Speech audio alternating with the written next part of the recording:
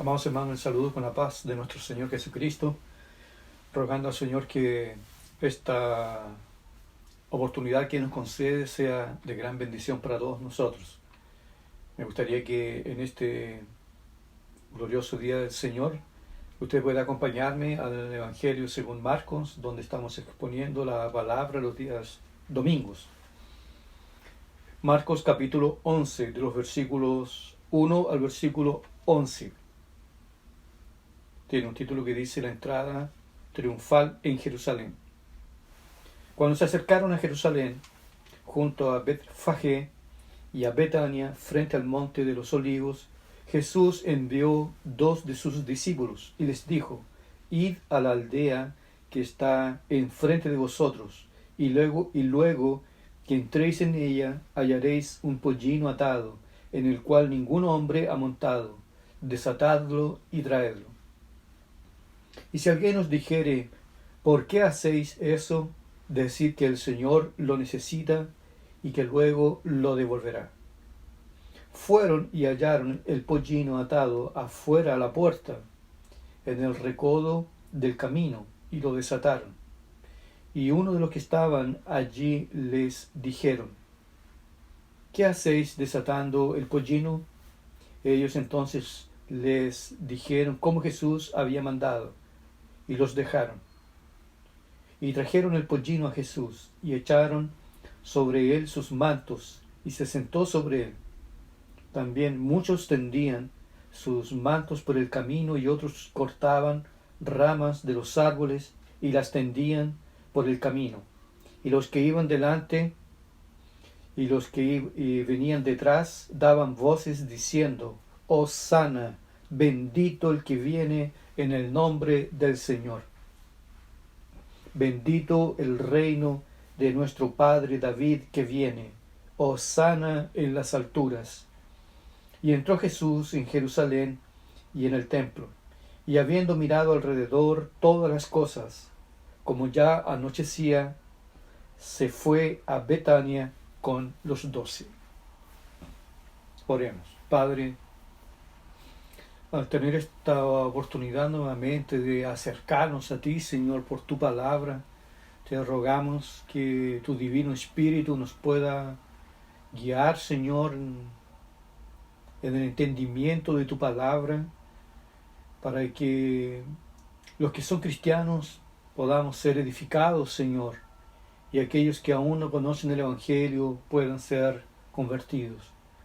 Te ruego, Señor, que me ayudes para poder exponer de una forma clara y precisa tu palabra, y también a cada uno de mis hermanos que en este momento se encuentran en sus hogares, acompañando la exposición de tu palabra. Glorifica tu nombre, que Cristo, el Señor, sea nuevamente glorificado por medio de la exposición fiel de tu palabra. Te lo ruego todo, Señor, en el dulce nombre de Jesús. Amén. Amén. En el día de hoy nos corresponde considerar el capítulo 11 ya del Evangelio según Marcos, los primeros 11 versículos, donde nos relata el evangelista la entrada triunfal de Jesús en Jerusalén. Esta entrada triunfal de Jesús en Jerusalén es relatada en los 4 evangelios: Mateo, Marcos, Lucas y Juan. Hubieron aproximadamente unos 2 o 3 eventos del ministerio del Señor que fueron relatados por los 4 evangelistas: la multiplicación de los panes, la entrada triunfal de Jesús en Jerusalén, su muerte y su resurrección. En este momento, cuando llegamos al capítulo 11 del Evangelio según Marcos, nosotros ya nos estamos encontrando en la última semana de vida de nuestro Señor. Probablemente este evento ocurrió un día lunes. En el día viernes el Señor Jesucristo ya estaría entregando su vida en una cruz. Por lo tanto, del capítulo 11 de Marcos hasta el 16, nosotros encontramos todos esos capítulos nos relatan aproximadamente la última semana de vida de nuestro Señor. Por eso que algunos comentaristas dicen que el Evangelio de Marcos es un pequeño libro con una gran introducción. Son 10 capítulos, una forma de introducción, y del 11 en adelante, entonces el evangelista se concentra en los últimos días de la vida de nuestro Señor. Y esta entrada de nuestro Señor Jesucristo, ella es muy importante, muy importante. Muy importante desde el punto de vista de las Escrituras, de la profecía y del propio ministerio del Señor Jesucristo, por lo que simboliza esta entrada en Jerusalén. John MacArthur, cuando comenta este texto, le llama a este pasaje la falsa coronación del verdadero rey.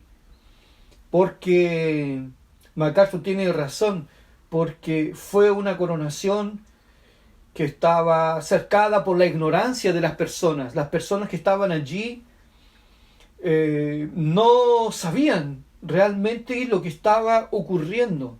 El propio Juan va a decir que ni siquiera los discípulos entendían lo que estaba ocurriendo con la entrada de Jesús en Jerusalén. Solo lo recordaron después, cuando el Señor fue resucitado y el Señor fue glorificado. Después que ellos se acordaron de esas palabras y que era necesario que aquello hubiese ocurrido. En el contexto que nosotros nos encontramos, ya como estamos en la última semana de vida de nuestro Señor, y está en el fin de semana próximo, se habrá de celebrar la Pascua en Israel. Entonces venían judíos para celebrar la Pascua, esta fiesta anual, de todas las partes donde estaban distribuidos los judíos. Algunos comentaristas llegan a decir que en esta fiesta lo más probable es que hayan habido aproximadamente unos 2 millones de personas en Jerusalén por causa de la fiesta. Hubo una gran matanza de animales, de sacrificios. Por eso que se calcula la gran cantidad de animales que fue sacrificado por la cantidad de familias que componía cada hogar. Era más o menos ese el número. Por eso que cuando Jesús llega en Jerusalén hay una gran multitud.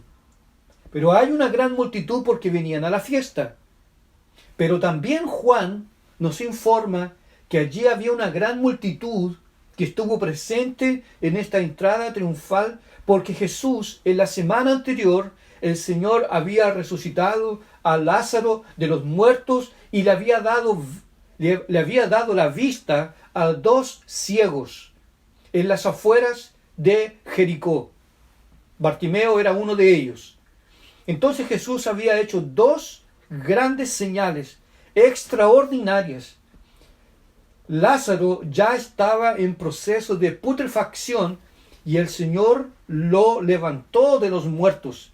Entonces había mucha curiosidad por ver a Jesús y también por esta curiosidad de que probablemente Él podría hacer otro milagro, como también por el hecho de que la gente quería ver, los curiosos querían ver a Lázaro, que había estado muerto y ahora estaba resucitado. Había una gran multitud. Por eso que los textos más abajo dicen que cuando Jesús entró en Jerusalén, iba un gran grupo delante de él y otros venían atrás y probablemente por los lados también.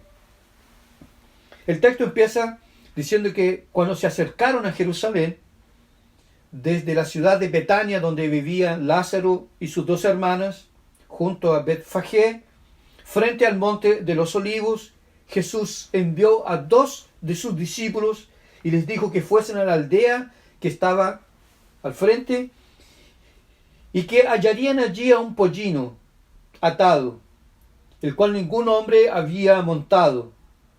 Y los discípulos debían desatarlo y debían traerlo. Y Jesús dijo, y si alguien os dijere, ¿por qué hacéis esto? Decid que el Señor lo necesita y luego lo devolverá. Fueron y hallaron el pollino atado afuera a la puerta, en el recodo del camino, y lo desataron. Y unos hombres que estaban allí les dijeron, ¿qué hacéis desatando al pollino? Ellos entonces le dijeron como Jesús había mandado, y los dejaron, y trajeron el pollino a Jesús, y echaron sobre él sus mantos, y se sentó sobre él. Bueno, la primera cosa que nosotros podemos considerar aquí, amados hermanos, es la manera pública como el Señor Jesucristo ahora se revela a los judíos, se revela a la nación, se revela a Israel como el verdadero Mesías y como el verdadero Rey de Israel.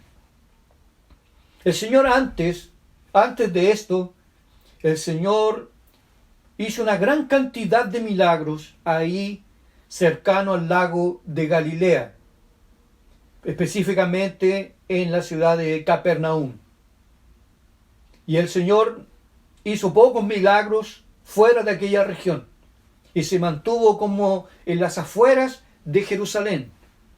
Algunas veces fue, pero él se mantuvo la mayor parte de su tiempo retirado, escondido. El Señor hacía algún milagro y le decía a las personas que no dijeran nada, que lo ocultasen, porque todavía no había llegado el tiempo de su manifestación. Pero ahora, llegando a Jerusalén, el Señor se muestra como el verdadero Mesías de Israel, el verdadero prometido de Dios, el Salvador de aquel pueblo. Y también se presenta como el gran Rey. Ahora el Señor lo hace de una forma pública y el Señor escogió Jerusalén justamente cuando allí había una fiesta que estaba por acontecer, donde había una gran cantidad de asistentes. Y aquí nosotros vemos que cuando el Señor le da la orden a sus discípulos para que vayan a la aldea del frente y traigan un pollino que está atado, entonces, y se lo trajesen para que en él entrase, el Señor Jesús no solamente revela aquí que Él es el verdadero Mesías, como lo va a hacer en unos pocos minutos más adelante, y el verdadero Rey, sino también que el Señor muestra que es el propio Dios entre los hombres. Jesús nuevamente muestra su omnisciencia. Él conoce cuando Él dice que vayan y busquen un pollino, que va a estar atado, que va a estar en tal y tal parte, y que si alguien pregunta alguna cosa, dígale que el Señor lo necesita y traedlo. Ocurrió tal cual. Y esto muestra la omnisciencia de nuestro Señor Jesucristo, que debemos entender que Él como Dios tiene el control absoluto de todas las cosas y que no hay cosa que no escape de su conocimiento. No hay absolutamente nada. Y el Señor ya había mostrado estos gloriosos atributos a sus discípulos. Ustedes deben recordar cuando Él le dijo a Pedro para que pagasen el impuesto, que Él fuese y lanzase un anzuelo al mar, que allí habría un pescado y que el pescado, una vez sacado de allí, le abriría la boca, encontraría una moneda y con esa moneda Él fuera y pagara el impuesto. Y ocurrió tal cual. El Señor muestra su omnisciencia, su poder sobre todas las cosas que ocurren en este mundo. Cuando el Señor se reveló a Natanael y Natanael le pregunta, ¿de dónde me conoces? El Señor Jesús le dijo, cuando estabas debajo de la higuera te vi. Y inmediatamente Natanael lo reconoció como el verdadero Mesías. Jesús muestra estas virtudes gloriosas que le acompañan, su conocimiento extraordinario, minucioso de todas, absolutamente de todas las cosas.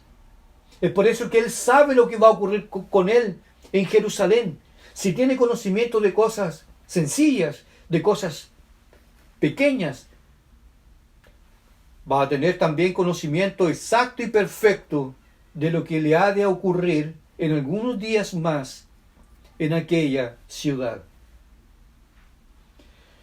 Dos cosas entonces ocurren cuando el Señor entra en Jerusalén montado en un pollino. Ocurrió esta búsqueda por este animal, ocurrió tal cual. Suger Michelin, cuando comenta ese texto, dice que este pollino estaba en la parte de afuera de la casa. Sin embargo, no era costumbre de las familias dejar el asna o el pollino fuera. Estos animales siempre quedaban adentro para que nadie se lo llevase. Pero en ese día estaba allí. Estaba exactamente allí. Y donde Jesús vio. Y le dio con exactitud órdenes a sus discípulos para que lo fueran a buscar. Un pollino, un animal que no había sido montado por nadie en ese momento.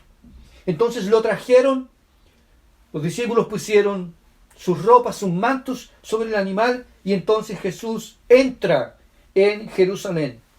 Entonces cuando Él entra en Jerusalén, dos cosas ocurren aquí. Primero, Jesús está mostrando con esto que Él es el verdadero Mesías, porque en Él se está cumpliendo la profecía del libro de Zacarías, capítulo 9, versículo 9. Cuando dice que allí vendría el Rey, allí vendría el Salvador de Israel, manso y humilde, montado sobre un pollino o un hijo de un asna.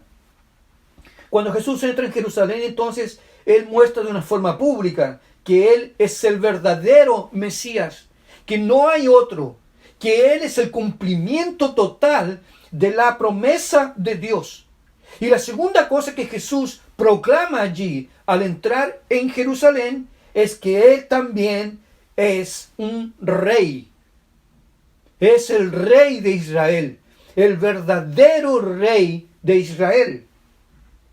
Porque por eso el Señor entra en un asna o en un pollino, como lo había hecho el rey David también, cuando entra de Gilgal a Jerusalén, de la misma forma, de la misma manera, montado sobre un pollino y siendo aclamado por el pueblo. Jesús entonces, cuando está entrando a Jerusalén, está mostrando que Él es el Mesías y nos está mostrando de que Él también es el Rey prometido, pero que no era el Rey que los hombres esperaban. Era un Rey mucho más glorioso, mucho más extraordinario que todos los reyes de este mundo. Porque su reino no tendría fin. Muchos reyes habían existido en Israel y todos murieron. Todos gobernaron 20, 30, 40, 50 años. Pero este rey es rey de un reino eterno, que no se acaba jamás, que su imperio perdurará hasta la eternidad, que no se acabará jamás, y que es de naturaleza espiritual, muy espiritual. Es por eso que las personas que estaban allí aclamando al Señor no entendían. Pensaban que Jesús había decidido. ¿Cómo interpretaron entonces los que estaban allí lo que estaba ocurriendo? Lo más probable es que lo interpretaron de una forma carnal. Hasta que en fin Él asumió que es realmente el verdadero Mesías.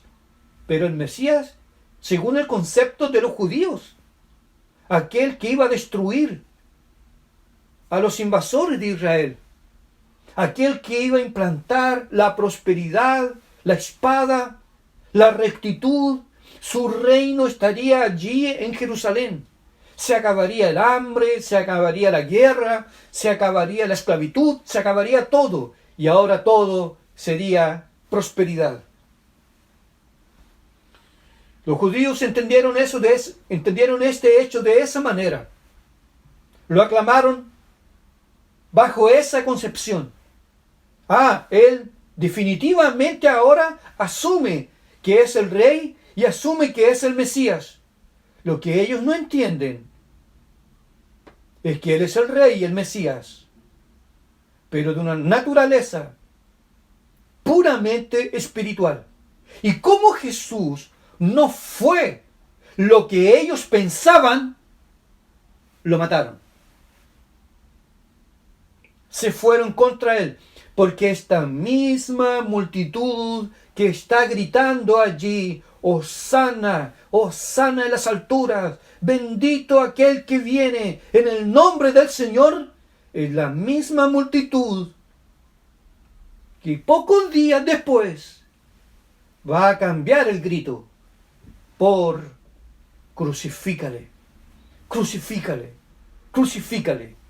Él es un falso profeta, Él es un impostor, porque entró en Jerusalén como el rey, entró en Jerusalén como el Mesías, pero no asumió el trono, ni derrotó a los romanos, y no ha acabado con los problemas que tiene la nación. Jesús es el verdadero Mesías, el Salvador del mundo. Jesús es verdaderamente el rey espiritual de su pueblo. Su reino no es de este mundo. Su reino es mucho más glorioso, mucho más potente, mucho más extraordinario que cualquier cosa que alguien podría imaginar.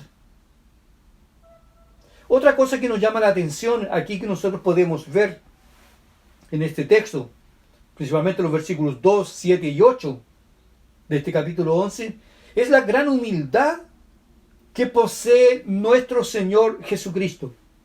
Porque Él entra en Jerusalén, no entra montado en un caballo, en un corcel, con carros de oro, con mantos de púrpura, vestidos reales, coronas. No hay una corona. Más adelante le van a poner una corona diferente que ningún rey en este mundo aceptaría. El Señor, cuando entra a Jerusalén, además de mostrar que Él es el verdadero Mesías, que Él es el verdadero Rey de Israel, el omnipotente, el todopoderoso, el omnisciente, también el Señor muestra con esta entrada, entrando en un pollino a la ciudad de David, nos muestra su gran humildad. El Señor fue una de las características principales del Señor durante toda su vida, la sencillez, la humildad. Es lo que más glorifica a Dios. Es la virtud más excelente que puede tener un ser humano. Es lo más extraordinario que le podría ocurrir a alguien, a un cristiano, ser humilde. Y el Señor, desde el principio, desde el momento que el Señor pisa aquí, en esta tierra, el Señor se revistió completamente de humildad. Por ejemplo, Él fue el único que pudo haber escogido dónde nacer. Él fue el único. Yo quiero nacer en tal ciudad. Él escogió nacer en Belén, una de las menores ciudades que cercan a Jerusalén. Él no nació de una princesa, nació de una mujer virgen, humilde, muy humilde, que no era conocida en aquellos días. Su nacimiento fue humilde, fue en un pesebre, en un establo con animales. Allí nació Jesús. Cuando Jesús nació, porque Él escogió nacer así, ni siquiera había un pañal. Ni siquiera había un pañal. Cualquier uno de nosotros en los días de hoy, por más pobre que sea, hay un pañal. hay un médico, hay una asistencia médica. En aquellos días, cuando él decidió nacer, nació en la más profunda humildad. Durante toda su vida no tuvo ningún bien material. El Señor nació pobre, vivió sin comodidades y murió así. Jesús nunca tuvo ropas caras. Jesús nunca tuvo una casa. Jesús tuvo un oficio sencillo, muy sencillo, carpintero. Jesús dijo en un momento en su ministerio que él ni siquiera tenía dónde reclinar su cabeza. Jesús tampoco tenía ni siquiera un barco para poder navegar, hacer sus viajes. Ni siquiera tenía un animal. Los barcos, cuando él enseñaba allí en el lago de Galilea, todo era prestado, todo era cedido por alguien. Jesús nunca tuvo nada. Y cuando Jesús entró en Jerusalén, entró en un pollino, hijo de un asna. Las alfombras que habían allí no eran las que pisan los reyes en los grandes palacios. Las alfombras eran las ropas sudadas de sus asistentes, los cuales en una gran mayoría eran personas, eran pescadores, también personas sencillas y humildes. ¿Qué nos enseña esto? Que Jesús haya entrado en Jerusalén para anunciar de una forma pública que Él es el Mesías, que Él es el Rey. Cualquier persona, cualquier rey de este mundo lo hubiese hecho con gran pompa, con trompetas, caballería, un gran ejército, mostrando y exhibiendo la gloria, el poder, la fuerza. Pero en Él no hay nada de eso. Y es por eso que lo rechazan los judíos. ¿Qué nos enseña esto? Amados hermanos, esto nos enseña que la humildad es la más noble de todas las virtudes en esta tierra. La humildad, la soberbia y el orgullo es lo que más se parece con el diablo. Sin embargo, la humildad es una virtud que a nosotros nos hace semejantes al Hijo de Dios, porque Él fue manso y Él fue humilde de corazón. Pensando en esto, ¿no nos parece a nosotros extraño, raro, que los que predican hoy el Evangelio, principalmente los que predican los apóstoles de la teología de la prosperidad, ese Evangelio que no cuadra, que no encaja con las escrituras sagradas? El propio Rey de Israel, el propio Mesías, es pobre, es manso, es humilde. Jesús, en su corazón, el oro nunca tuvo un trono en su corazón. El Señor nunca exhibió nada, de nada. ¿Cómo es posible entonces que los días de hoy se hable tanto en prosperidad? Como que esa fuese la señal de la bendición de Dios en una persona. Quiere decir que si una persona es pobre, porque nació pobre, no tuvo ciertos privilegios que otras personas han tenido, ¿esa persona es maldita? ¿Esa persona es rechazada por Dios? ¿Es la pobreza un pecado? Me estoy refiriendo cuando la pobreza no es por causa de vicios, de desorden, de borracheras o de pereza. La pobreza es pecado cuando es fruto de los vicios, cuando es fruto de la borrachera, de la disolución del hombre o de la pereza. Ahí sí. Pero cuando no lo es. La pobreza, hermanos, no es pecado. Nuestro maestro fue. Nuestro maestro nunca tuvo una casa. De la misma forma, ninguno de nosotros, ninguna persona, ningún hijo de Dios que no tenga una casa, que no tenga ciertos privilegios, ciertas comodidades, jamás debía avergonzarse de ser un hijo de Dios. Porque nuestro Señor fue manso, nuestro Señor fue humilde. Y estos predicadores que anuncian la teología de la prosperidad como la señal visible de la bendición de Dios, estos están completamente equivocados. Además que debemos considerar que la prosperidad es solo para ellos, pero no para la gran multitud del pueblo. Los que realmente prosperan son ellos, pero no es el pueblo, no son todos los que prosperan. Y hacen prácticas que son vergonzosas, abominables a Dios. Pactar con Dios. Entrega 1 millón para que Él te dé 10. Ofrenda esto para que Dios te dé esto otro. Eso no es evangelio. Nunca lo ha sido. El evangelio no tiene nada que ver con el oro y con la plata. Nada que ver con eso. El mensaje central del evangelio es un mensaje de arrepentimiento, un llamado al arrepentimiento, a la cordura, a volver a Dios, a abandonar el pecado, la maldad. Pero jamás el evangelio se resume a cosas materiales.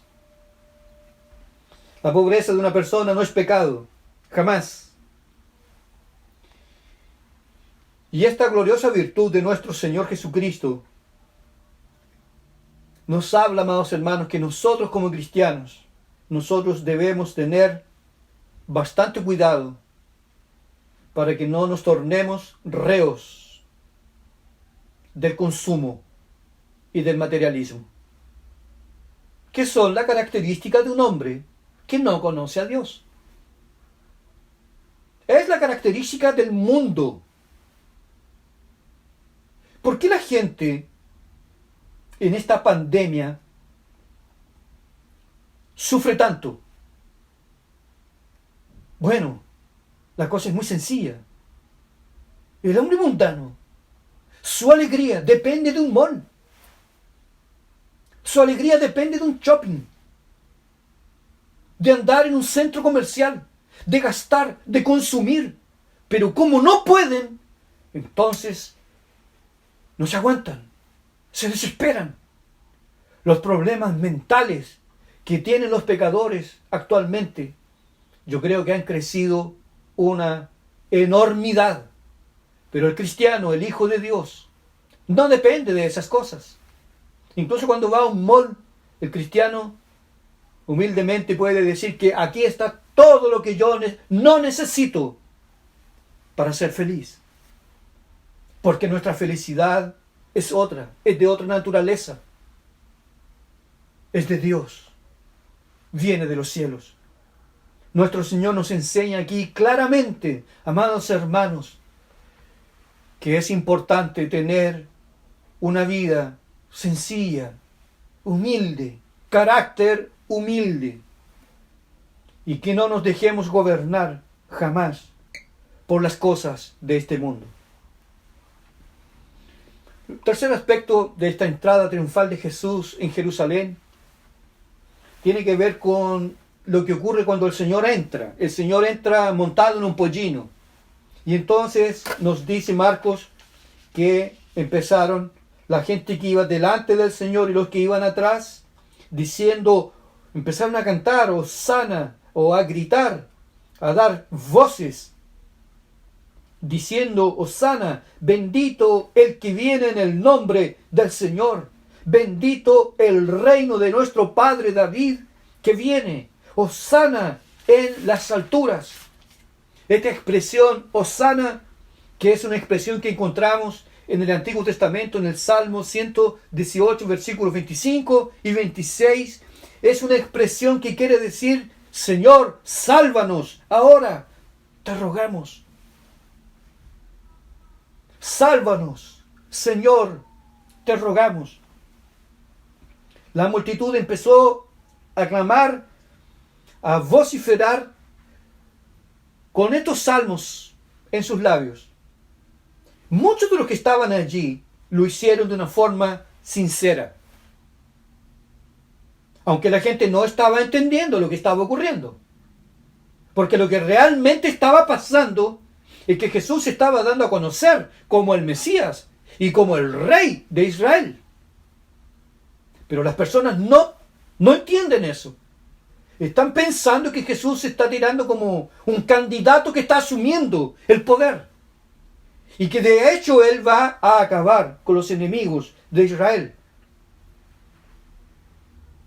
Hay algunos adoradores allí probablemente que eran sinceros, fueron verdaderos adoradores. Sin embargo, la mayoría de los que cantaban allí no sabían por qué lo hacían.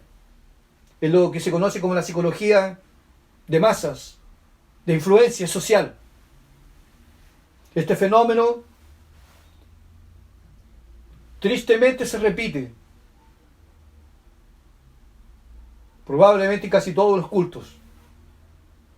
Hay algunos que le adoran de verdad, le adoran con el corazón, con el alma. Cierran sus ojos y le cantan con toda sinceridad. Tenemos ese grupo, pero también tenemos otro grupo que hace exactamente lo mismo, pero de boca hacia afuera. No entienden lo que están cantando. No entienden lo que están cantando. Se dejan llevar por la música, se dejan llevar por la melodía. Por eso tú debes buscar una iglesia que se predique el Evangelio. No te vayas donde hay una linda arquitectura, donde hay una gran banda, donde hay una gran multitud. Tú tienes que ir donde se predica el Evangelio. Aunque sean 2, 3 o 4 personas, no importa. Tienes que estar donde esté la verdad.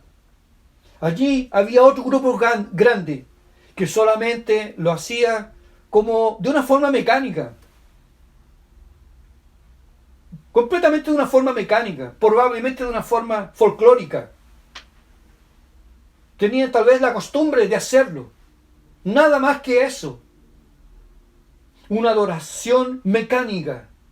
Una adoración donde el corazón no está comprometido. Y aunque estén diciendo sana, o sea, sálvanos Señor, sálvanos ahora, en lo más profundo del corazón, Jesús no está allí. Jesús no es Rey, Jesús no es Mesías en aquellos corazones. Alabanza de labios, alabanza mecánica, alabanza sin saber a quién se le está cantando, sin tener un claro conocimiento de Dios. Este fenómeno, como dije anteriormente, se repite en cada culto. Muchos le cantan, pero en sus corazones Jesús jamás ha sido el Rey de sus vidas. Jesús jamás ha gobernado sus corazones, jamás han sido cambiados, jamás han tenido un compromiso con Cristo, jamás se puede ver a estas personas arrodilladas en secreto, buscando a Dios. No tienen hambre, no tienen sed, no tienen compromiso, no tienen nada. A pesar que en sus labios haya un cántico, un reconocimiento al Mesías. Pero no es lo que eso le importa a Dios. No es lo que eso le interesa a Dios. No son esos tipos de adoradores que Dios busca. Dios busca adoradores que le adoren en espíritu y en verdad. No solamente con los labios, sino con la vida, con el corazón, con el alma. Y esos adoradores son pocos. Esta misma multitud que ahora está diciendo, Hosana, sálvanos ahora, te rogamos, oh Dios. 5 días después cambiarán. 5 días después cambiarán el grito. Cambiarán la letra. cambiarán el contenido del cántico. 5 días después, la misma multitud estará cantando, estará gritando frenéticamente: crucifícale, crucifícale, crucifícale. A tal punto que ni siquiera Pilatos podía hablar más por causa del vocerío que había en Jerusalén en aquel momento. Qué terrible es ser hipócrita, ser un cínico religioso, tener a Dios en los labios, tener a Dios cuando sale de la puerta, tener a Dios en los labios cuando hay un terremoto, tener a Dios cuando hay una pandemia en la boca, tener a Dios en los labios cuando hay pobreza, cuando hay hambre, cuando hay muerte. Pero cuando todo está bien, yo en el trono, Dios en el patíbulo o en el patio. Yo en el trono. Terriblemente miserables y cobardes, canallas, fueron aquellos pasajeros en aquel navío Titanic que estaban bailando, tomando y divirtiéndose en aquella noche, felices de la vida, hasta que aquella nave gigantesca, ella se chocó contra el hielo. Inmediatamente, cuando vieron que se iban a hundir, empezaron a cantar un himno. Ese es el hombre. ¡Qué decepción para el maestro! Viéndolos él, viéndolos. ¡Hosana! ¡Hosana! ¡Hosana! Después los mismos. ¡Que muera! ¡Que muera! ¡Que muera! No conviene que este hombre viva. Es falso. Es un impostor. No merece vivir. Que usted sea de aquellos que le adoran sinceramente, con todo el alma y con todo el corazón. Se le vea o no. Te pueda ver yo o no. Pero que en la profundidad de tu corazón tú amas a Dios. Termino con este último punto. El Señor entró y se dirigió hacia el templo. El Señor pudo haber echado abajo, digo, el Imperio Romano. Con un chispeo de dedos. Pero Él no vino a eso. Él no es un político. Él no vino para ser un rey de un país. Él es el rey de un otro reino que no es de este mundo. Y su trono está en los cielos y en el corazón de todos aquellos que se rinden ante Él.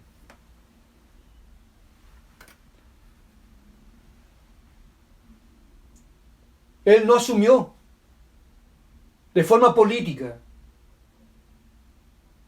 su estado de rey y Mesías. Él fue y se dirigió al templo. Luego enseguida vamos a ver que Él va a purificar el templo. Porque se le acerca a alguien y le dice: Señor, Señor, ¿necesita algún animal? Señor, ¿usted necesita cambiar dinero? Y el Señor se va a enfurecer y va a limpiar el templo.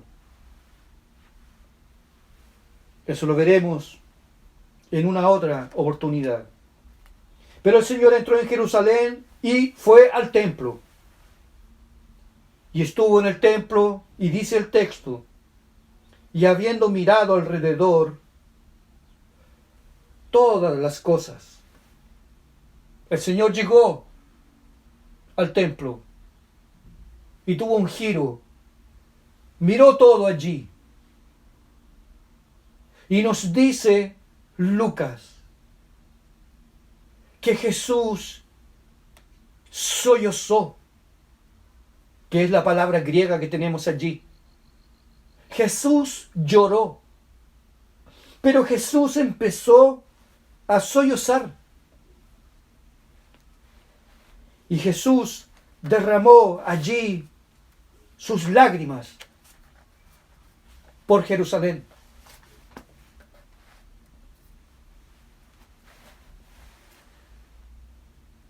Al ver todo lo que había ocurrido, llegó a la ciudad y al verla, lloró sobre ella. Sollozó, que es un gemido que emite una persona cuando está quebrantada, diciendo: oh, si también tú conocieses, al menos en este tu día, lo que es para tu paz.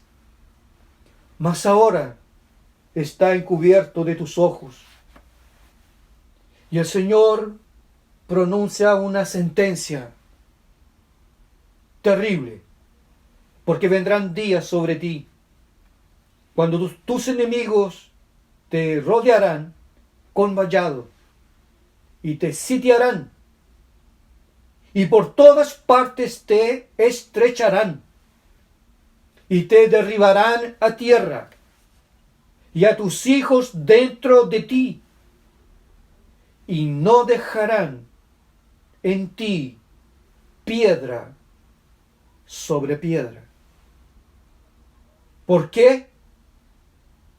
Por cuanto no conociste el tiempo de tu visitación. El Señor entró al templo y lo contempló la ciudad y lloró.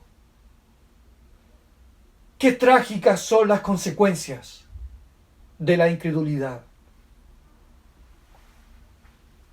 La incredulidad de Israel hizo que el reino les fuese quitado y fuese dado a los gentiles.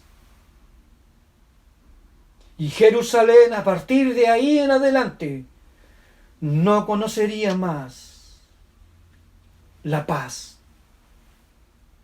Exactamente 70 años después,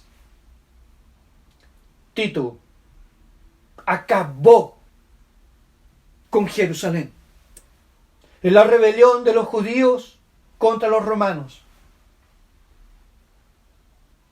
Vino Tito y cercó Jerusalén, la sitió. Peor que un cordón sanitario. Nadie sale, nadie entra. Y empezaron a morir de hambre. Y los que escapaban de allí fueron asesinados. Murieron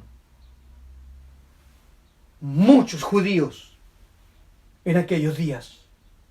Después Tito entró en la ciudad, la quemó, la destruyó, echó todo abajo, todo.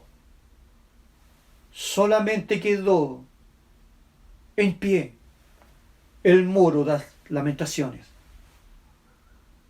como testigo de la justicia de Dios contra la incredulidad de su pueblo.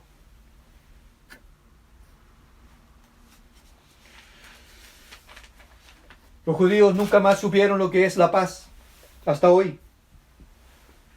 Nunca más. ¿Pero por qué razón? Son odiados, correteados. Ellos dijeron cuando estaban crucificando, estaban juzgando al Mesías: la sangre de este hombre sea sobre nuestras cabezas y sobre las cabezas de nuestros hijos.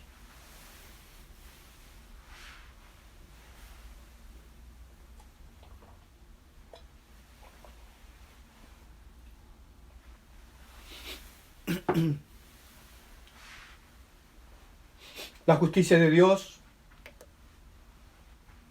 cayó sobre ellos, porque ellos no conocieron el tiempo de la visitación.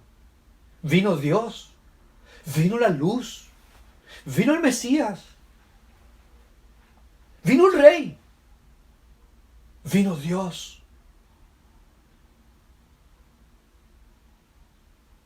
Lo miraron y dijeron: este hombre tiene demonio. No es bueno que este hombre viva. Este hombre debe morir. El sumo sacerdote dijo: ustedes no saben de nada. Ustedes no saben de nada. Es mejor que muera un hombre por la nación.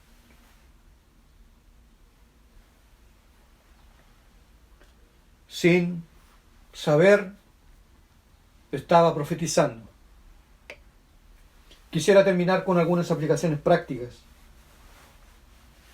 ¿Tú has conocido el tiempo de tu visitación? ¿Tú ya has reconocido a Cristo como el verdadero Mesías y Salvador? ¿Tú puedes decir de corazón: Hosana, sálvanos ahora, te rogamos? ¿O tú eres de aquellos que dice: todavía no, todavía no? No tengo claro las cosas. No sé. Soy muy joven aún. Tengo que vivir más. Cuando sea tal vez viejo, ahí sí voy a entregar mi vida a Él. ¿Tú eres de aquellos miserables que piensan así? ¿Que así piensan? Hoy no, mañana tal vez. ¿Tú has reconocido a Cristo como tu único Salvador? ¿Y tu confianza está solamente en Él? No en la iglesia, no en un pastor, no en la teología, sino en Cristo. ¿Has entregado tu vida a Él? Hazlo. Hazlo hoy. Mañana puede ser demasiado tarde. Segundo, cuando tú adoras a Dios, tu adoración es sincera. ¿Reconoces tú que podrías mejorar? ¿Que podrías hacerlo mejor? ¿Que te podrías preparar mejor? En vez de estar a punta de cabezazos, muerto de sueño en un culto. ¿Es de esa forma que tú adoras al Rey? ¿Es de esa forma que tú le cultúas? Llegando a la hora de los quesos a un culto. ¿De esa forma? ¿Despreparado? ¿Tú piensas que Él es cualquier cosa, cualquier persona, que Él no observa, que Él no entiende, no conoce los corazones? ¿Tú crees que las cosas son como Ananías y Zafira, que creyeron todo lo que podía pasar en el templo, poder subir en cargos? Olvidaron que allí estaba Dios y que Él conoce todas las cosas. ¿Tú adoras a Dios con migajas? ¿Sobras? Si me sobra el tiempo, voy a ver si puedo. ¿O tú eres de aquellos que se muestra diligente en buscar a Dios y adorarle? ¿Te has dado cuenta que Él no acepta cualquier tipo de adoración? Y que Él no se encanta ni se ilude con una adoración artificial, mecánica, donde tú estás cantando una cosa y tu cabeza anda por otro lado. Se le recrimina a los que dicen: Hosana, bendito el que viene en el nombre del Señor, de haberlo hecho de una forma mecánica, no de haber estado comprometido con Cristo. Y la última aplicación es: Dios destruyó Jerusalén porque ella no conoció el tiempo de su visitación. Los habitantes, los hombres, no las paredes, no las calles, obviamente. La gente, su pueblo, sus escogidos, no lo conocieron. No conocieron el tiempo de la visitación. Y Jesús lloró profundamente, porque Dios no tiene placer en la muerte de un impío. Dios no se alegra. Dios no siente gozo cuando un pecador es condenado. Ellos no conocieron el día de la visitación. ¿Y tú? ¿Has conocido el día de la visitación? Tú no has visto al Mesías, pero el Mesías ha puesto personas en tu camino. Una esposa que ama a Cristo es una luz en tu camino. ¿Tú has visto que fue Dios que obró en ella? Dios cambió tus hijos, tu marido, personas. Y a pesar de estar cercado con privilegios, tú no te has rendido ante el Señor. Y vas porque eres llevado a los cultos. Vas, pero el culto para ti es un tedio, es un cansancio. Te da alegría y gozo el culto solo cuando termina. Dios ha dado grandes demostraciones de compasión por ti. ¿No es verdad? Tú no puedes decir, no, yo nunca oí hablar de Cristo. Nunca me hablaron, nunca me dijeron. Yo sé que Él salvó a muchos, pero nunca nadie me habló. ¿Tú puedes decir eso? No lo puedes decir. Pero quiero decirte solo una cosa. Si Dios destruyó a Jerusalén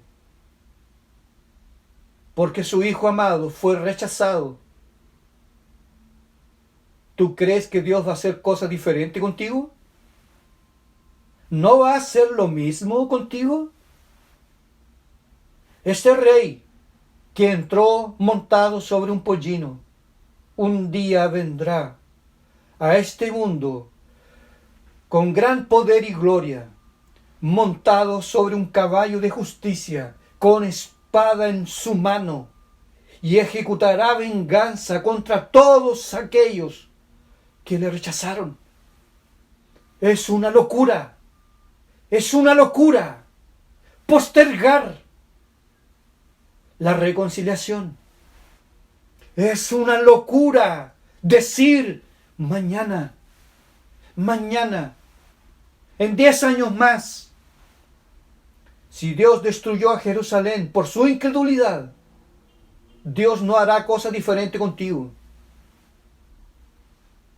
No hará cosa diferente. Porque Dios tomará venganza de todos aquellos que rechazaron a su Hijo Jesús. Y yo espero que tú no seas uno de ellos. Espero que tú te rindas. Tú tienes 13 y 14 años. Ven a Cristo. Entrégate. Arrepiéntete. No conozcas al mundo. No te entregues al pecado. Busca al Salvador. Es la mejor cosa que le pudo haber pasado a mi vida y a la vida de todos aquellos que conocemos a Cristo. Pero si tú rechazas al Maestro, hay una condenación terrible que te espera. Y yo no quisiera estar allí para verlo. Pero hoy es el día del arrepentimiento. Hoy, antes de que te vayas a dormir, tú puedes decir, Hosana, Hosana, glorioso Salvador, sálvame, sálvame, te lo ruego. Perdona mis pecados y llena mi alma con tu dulce paz, con tu gloria celestial. Amén. En el nombre de Jesús, Padre, te damos gracias por tu palabra. Rogamos tu dulce bendición sobre ella. Trae el candor celestial sobre los corazones fríos, sobre aquellos que se han alejado de ti. Tráelos de vuelta a ti, Señor. ¿De qué vale ganar el mundo entero y perder el alma? Y sobre aquellos que no te conocen, que aún no han dicho de corazón, Hosana, que hoy sea el día de la salvación, para que todos los pecados les sean perdonados para tu gloria. En el nombre de Jesús, bendice tu palabra, Señor, y todos aquellos que la escuchen. En el nombre de Jesús. Amén. Amén.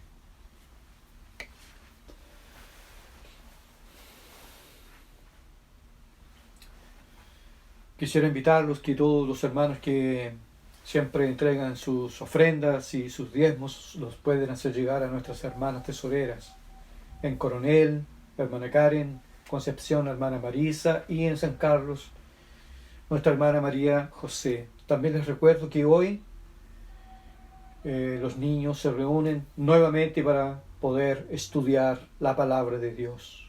Que Dios sea glorificado y exaltado en nuestras vidas. Que este tiempo que nos ha tocado vivir difícil, sin embargo, con el Señor podemos estar tranquilos, porque Él nos fortalece. Un fuerte abrazo a todos ustedes, amados hermanos. Que la paz del Señor sea con mis hermanos en Linares, San Carlos, Ninquihue, Chillán, Concepción, Talcahuano, San Pedro y Coronel. Y donde usted esté, que la gracia del Señor se derrame en su vida. Amén.